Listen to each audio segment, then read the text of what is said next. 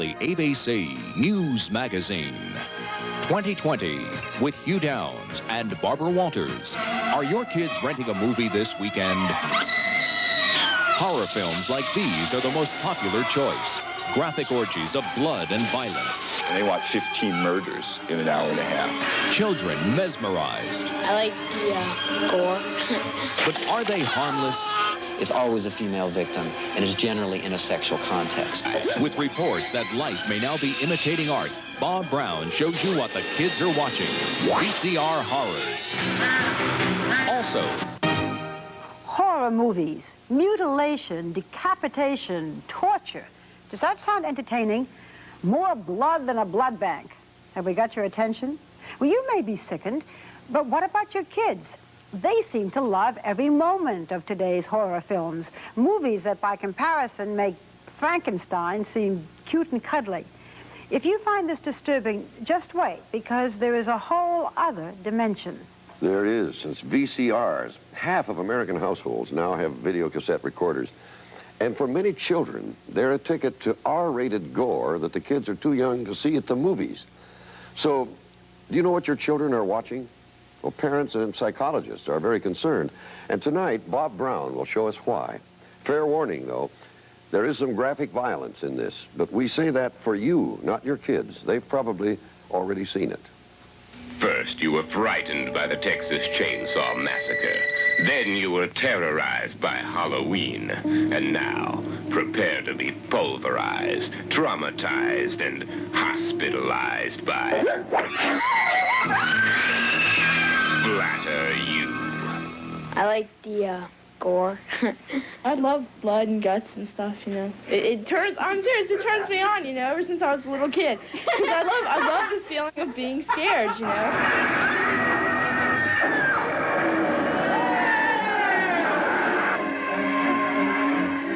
Saturday afternoon matinees aren't what they used to be. To begin with, kids don't have to go to the movie theater. They can bring the movie home from the rental store.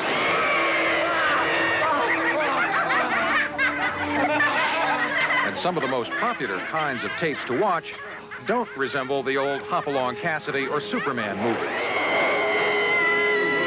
The kids call them slasher or splatter movies.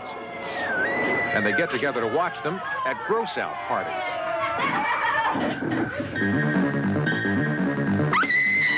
The movies are extremely violent, sexually provocative, and have graphic displays of mutilation. We asked 3 groups of kids why the movies appeal to them. I see them with my friends, and we like see who can keep their eyes open the longest. Slumber Party Massacre. That was a classic. This guy just goes around killing people. I mean, that's the plot of all scary movies.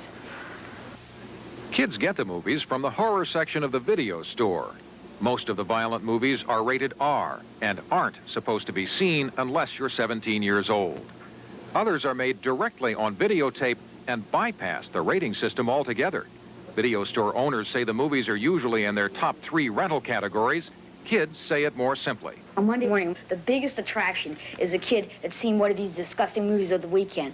And, I mean, in incredible detail. And then this guy takes his drill, all right, and he goes and rams it right through the guy's eye. And everybody go, and he's got a big cry around him. And it's ridiculous, because, I mean, he's like the focal point of action for that day.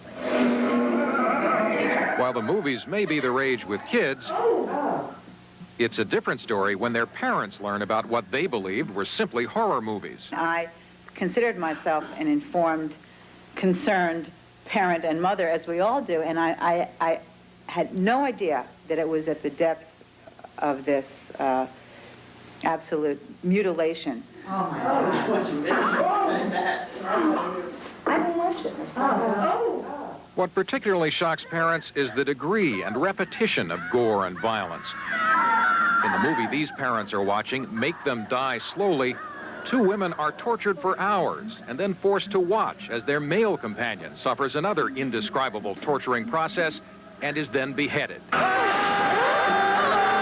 In this movie, Evil Dead 2, the male star is killed early in the film. But not only does he return as a spirit and appear to be killed several more times, One of the film's highlights occurs when he cuts off his own hand with a chainsaw. Please don't hurt me. The female star also appears to be killed several times. How did it get to this? What happened to old-fashioned horror, the sounds and mental images of Hitchcock and the other masters? Chaz Balin is a critic, author, and publisher who specializes in this genre.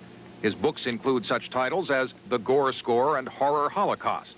How are horror movies different now than they were when you were a kid?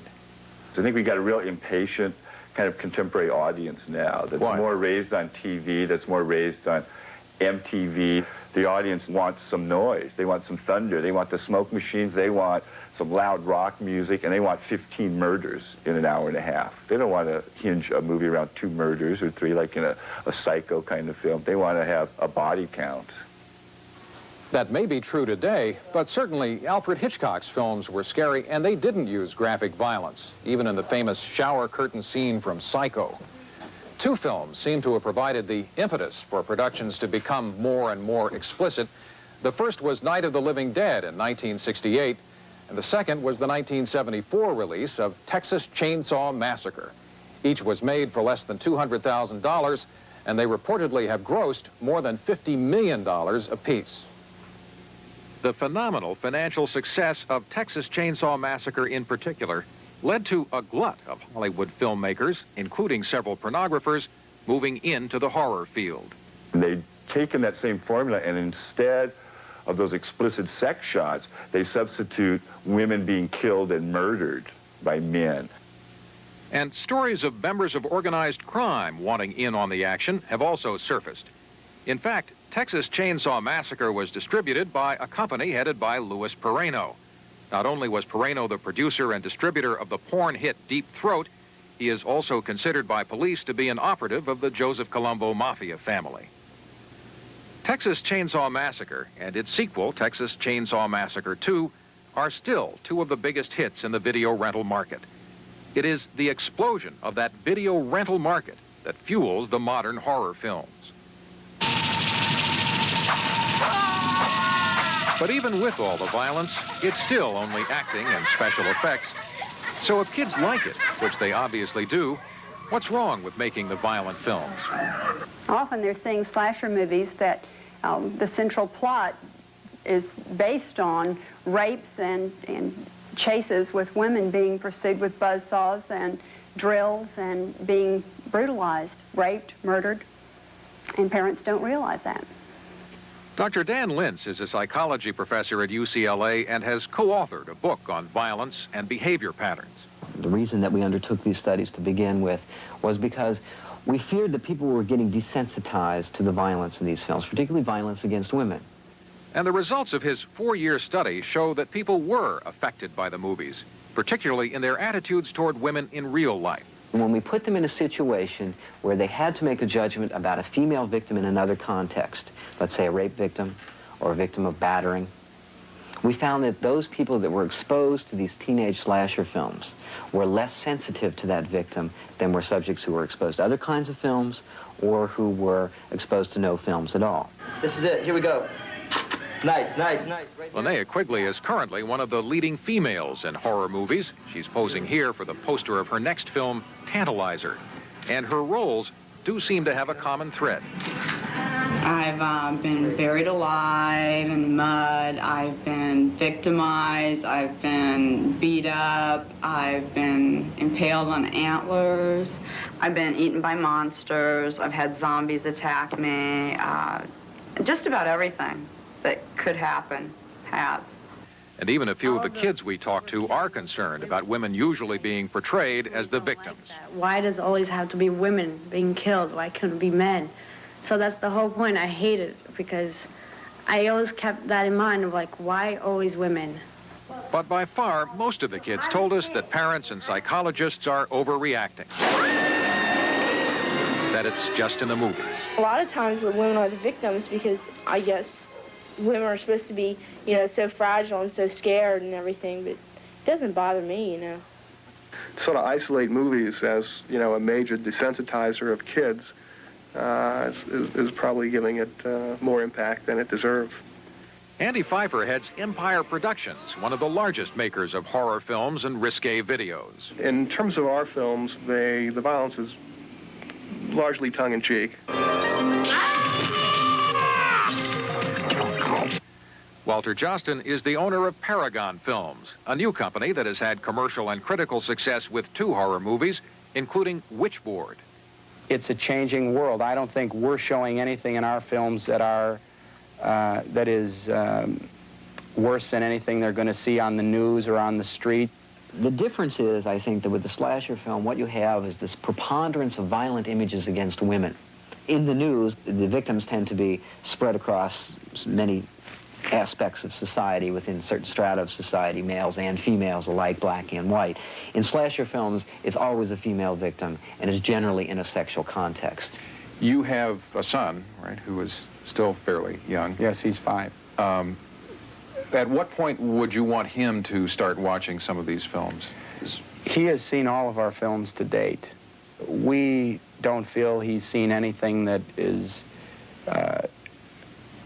jarring enough to scar him for life or anything, so to speak.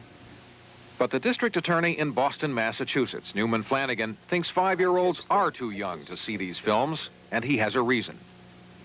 Last November, a 5-year-old boy, assisted by a 3-year-old friend, stabbed a 2-year-old girl 17 times with a knife. They talked to their parents and to the police officers after the incident, and they told them that they were talking about the Friday the 13th and Freddy Krueger and the type of knife that was used. And here's a 5-year-older that when they brought out knives, he said, that's the type knife. That's the knife that we used. And because of their ages, the boys could not be prosecuted. The 2-year-old girl is recovering. In tiny Beckville, Texas, the story had a different ending. Last May, at a graduation party for seniors from Beckville High, students were drinking beer and whiskey at a classmate's home.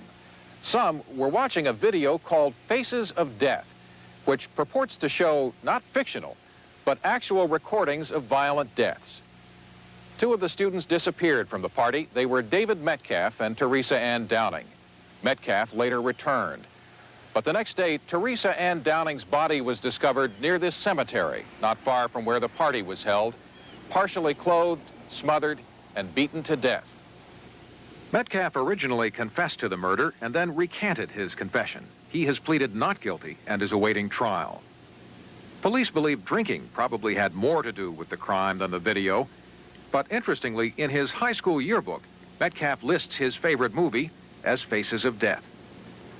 There are moves underway in several state legislatures to require that all videos display prominently a rating that describes their content.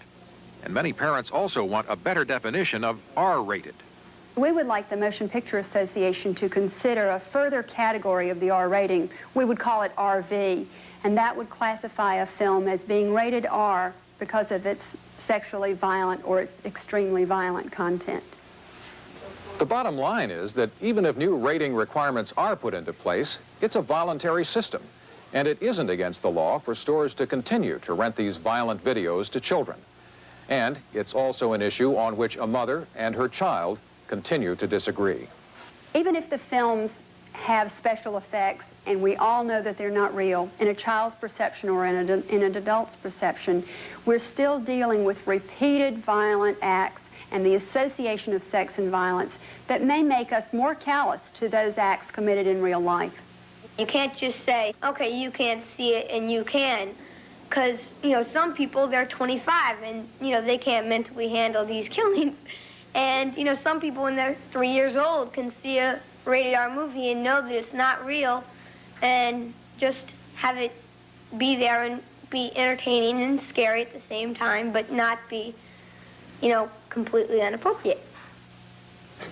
What a bright child. Children are very wise. I guess in some ways that increases a parent's responsibility. I can see why, yeah. A couple of questions, Bob. Can children rent these cassettes, any cassettes from these rental places? Well, it's against the rules if it's rated R, but it's not against the law. So the answer is yes. And many of the video stores, in fact, are staffed by teenagers during the weekends or after hours. So it's very easy for children to walk in and rent a video. The other thing is when you rent these, you know what you're renting maybe, but when it comes in the box, it's pretty plain. It just has the title. And how can a parent, or anyone renting for that matter, know exactly what the content is? If the motion picture has been in theatrical release, it'll have its rating right on the box. If it was never released in theaters, it won't have a rating at all. So in that case, I would say a parent should look at the title, and if it has no rating, they might want to find out more about it before they let a child watch it. Right. Thank you, Bob.